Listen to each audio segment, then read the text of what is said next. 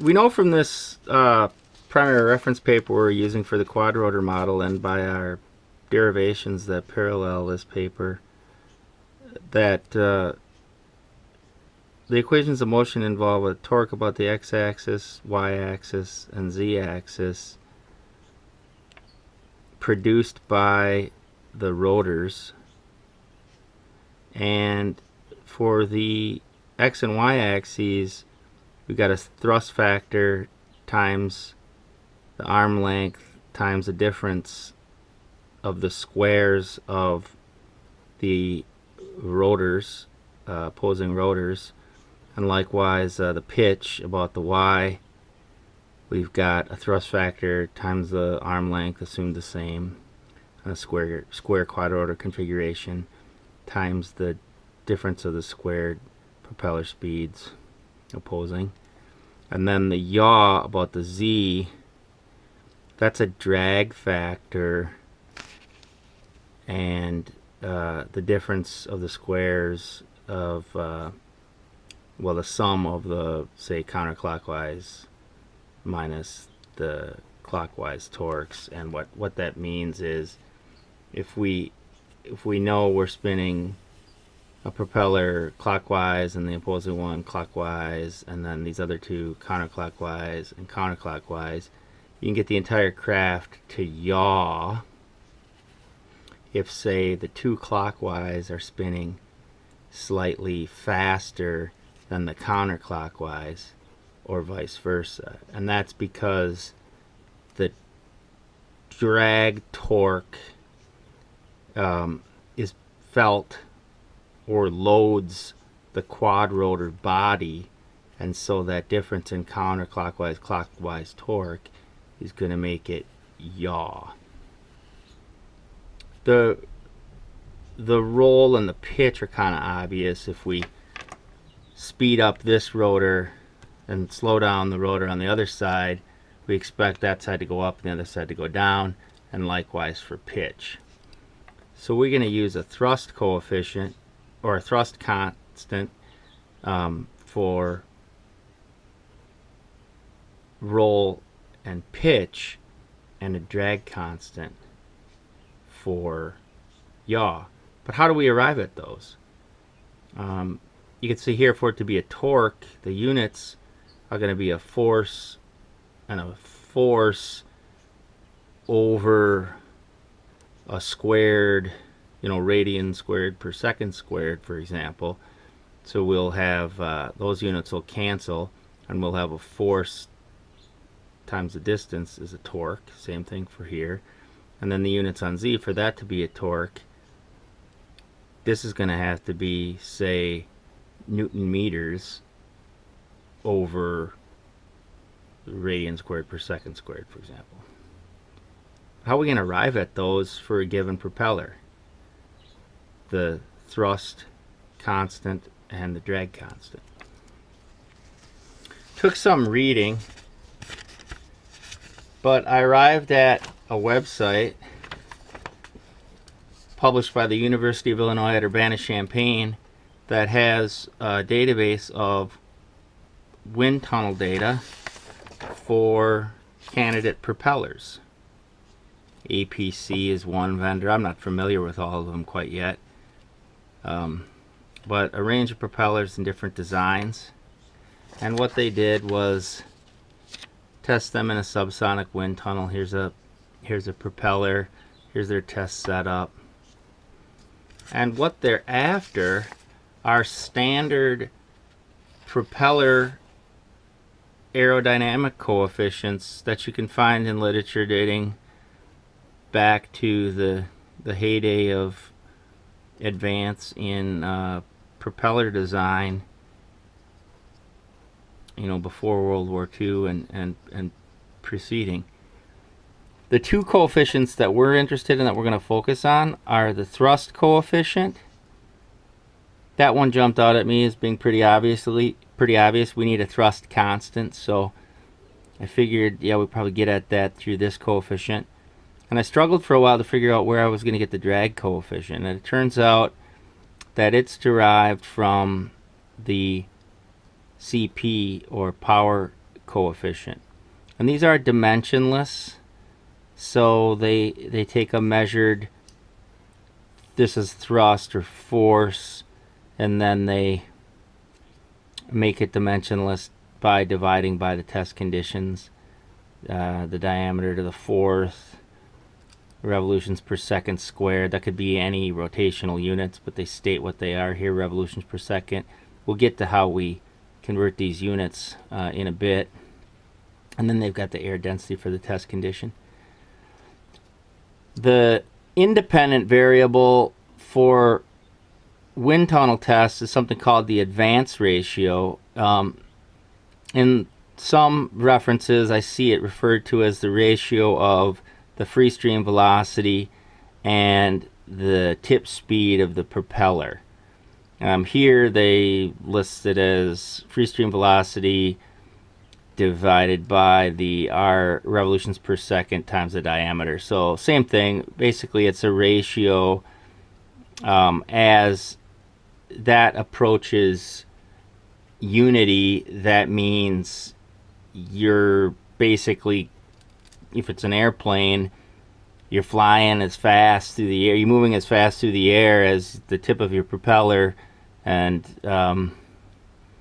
you reach basically what's called a windmill point or condition. And we won't get into that so much, but just wanted to explain what that parameter is, and it's called the advance ratio. The ratio of how you're advancing relative to the speed of the propeller. And we'll see that in a plot and make sense of it, and determine which conditions we're going to grab this parameter, a CT and a CP, and then how we're going to arrive at our B and our D from these terms. So first of all, like I said, we could just pick, I just picked the APC carbon fiber propeller. Picture of it's not shown, but they all look pretty similar. And I may or may not use this particular propeller in our design, but it's good enough to explain how we arrive at these parameters. So the first thing they do in the tests, well, I don't know if it's first or the last, but one test is static test, meaning there's no air moving in the wind tunnel, and they measure over a range of propeller RPMs the static thrust and perform those calculations here for CT, you know, dividing by the density, the revolutions per second squared, and the diameter to the fourth, and plot that. And it turns out over a range of RPMs from 2,000 up to 7,000 roughly, they get a CT for this propeller, or arrive at a CT of, say, 0.1. Same thing, same sort of test for the power coefficient, and they arrive at, say, 0.7 static. Then they run a test for each parameter over a range of RPMs,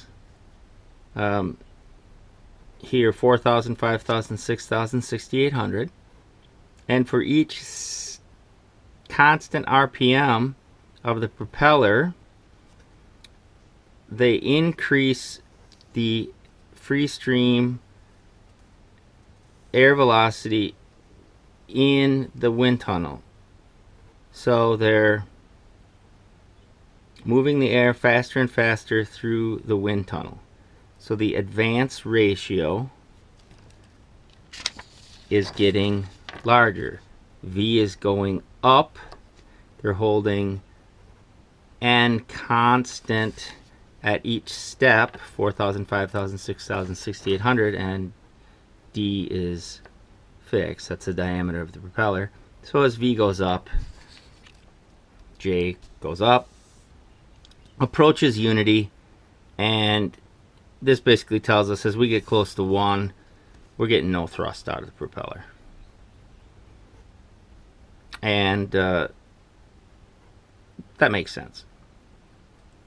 So now we need to pick, oh, and likewise they do the same thing for the power coefficient. Hold the RPM and range the free stream air velocity. So what would we pick if we were using a fixed wing aircraft? We would need to pick different operating points based on our airspeed. But I'm thinking that with a quad rotor, and if you can picture one in the sky, maybe you've seen one recently, very seldom is it moving with much velocity along the axis of the propeller. So unlike an airplane that may dive or achieve an airspeed, significant airspeed, because the lift is being provided by the wings, a quad rotor, the lift is being provided by the propellers, and very seldom are we moving with significant airspeed vertically in the case of a, say, a stable quad rotor, at least relative to the tip of the propeller. In any case, you can see even over a range of advance ratio on the low end, our CT is pretty close to the static 0.1 value. So here we have 0.1, and we can see that in this region up to Jake was 0.4. We're still pretty close to 0.1, and our power coefficient, same thing, it holds steady at our static value, close to, say, 0.7 over that same range. So what I decided to do was to get started with the static thrust coefficient and power coefficient, and then use those coefficient values to arrive at our thrust factor and drag factor. So we're going to use the thrust coefficient to get to our B, which is our drag factor, and we're going to use the power coefficient to get to our D, which is our drag factor. So we got these crazy equations for the dimensionless parameters here. We got to arrive at those factors, one being a force, B. So this is going to be this needs to be a force, or we're looking for newtons over, call it radians per second all squared, when we ultimately multiply that by our arm length of the quad rotor and that difference in squared propeller speeds, which would, so that's going to cancel that times L. That's going to end up giving us our torque. And our drag factor is Newton meters per radian per second squared, as we saw before, and you can see these in the blog post, so forgive me for my writing in the margin here. So how are we going to do it given these crazy units? Remember that ultimately we're going to get torque about X and Y due to the rotors is going to be equal to our thrust factor times the distance between the rotors across, you know, the X or Y axis, times that omega 3 squared minus omega 1 squared, whatever that is, for those different relationships. So the roll and pitch are going to look like this. It's going to be a torque, so that's going to be Newton meters, right? Units are going to be Newton meters ultimately. And that torque, body torque about the Z is our drag factor. This is in the blog post, and remember that's a product of the drag factor and that relationship of all four rotors speeds squared. So again, that's got to come out Newton meters, correct? Well, we know that these omega terms have units of radians per second squared, so 1/second squared, because radians are unitless. So that's going to be the units for this and this. If that has to be Newton meters, we know L is meters. So we're going to get, so we know that the units on B, so the units on B need to come out as newtons per radian per second squared. Oops, out of the video, right? Radians are unitless, so B units have to look something like that, and D needs to come out Newton meters, same thing, 1/second squared. Because again, B we're going to multiply ultimately by L radians per second squared. That's going to cancel, it's going to cancel, so we're going to end up with Newton meters. So if we want, and D, same thing, we're going to multiply by that our rotor speeds squared expression. We're going to cancel there, we're going to end up with Newton meters. Okay, so we have to get those constants or factors from these crazy coefficients from the University of Illinois Urbana-Champaign paper. So let's take a stab at it. Let's start with the thrust factor.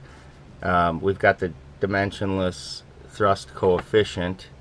So if CT, our thrust coefficient, is it's a force, a thrust over test condition density, revolutions per second squared, diameter to the fourth. Okay, so our drag factor, let's just clean it up right away. I'm sorry. Thrust factor, let's say, is going to be our CT times the operating condition density. So here, this is going to be, imagine that's a test condition density when they ran the test.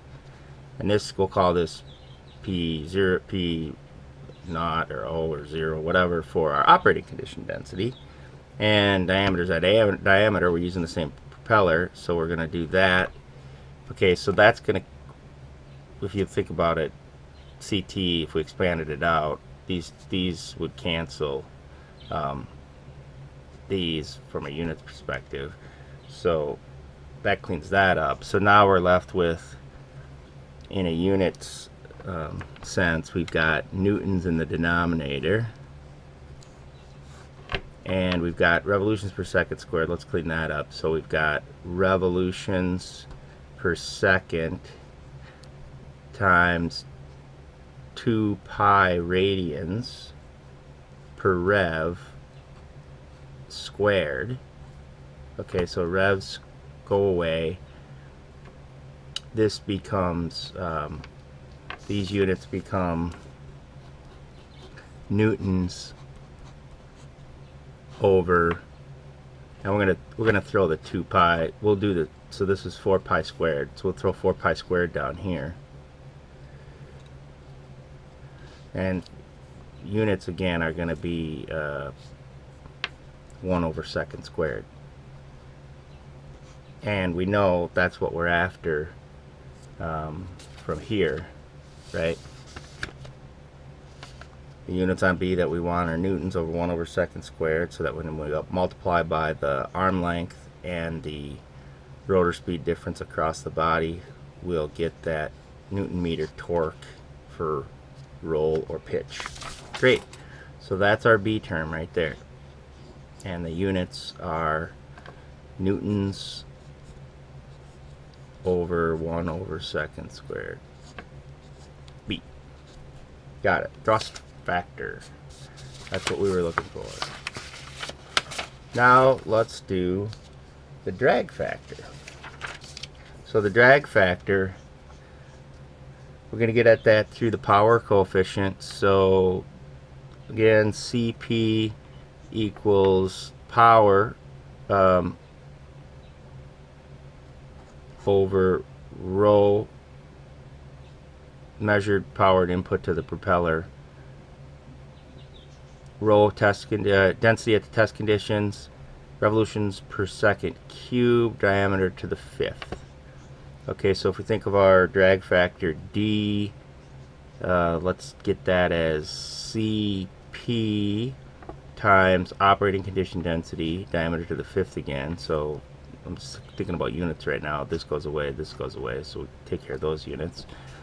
Then here, let's say power is Newton meters per second over, again, let's convert this revolutions per second. So we've got revolutions per second 2 pi radians per rev cubed.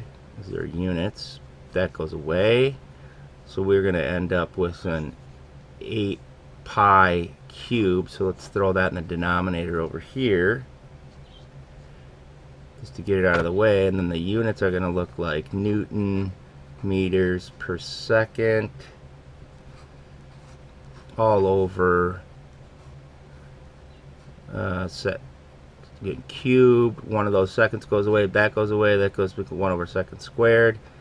Then we know when we're gonna, for that yaw term, that torque about z, remember from our write-up, that we're gonna get we're gonna be multiplying by an omega squared expression, which is radians per second squared. That's going to go away, and we are going to end up with the units that we expected for that torque about z.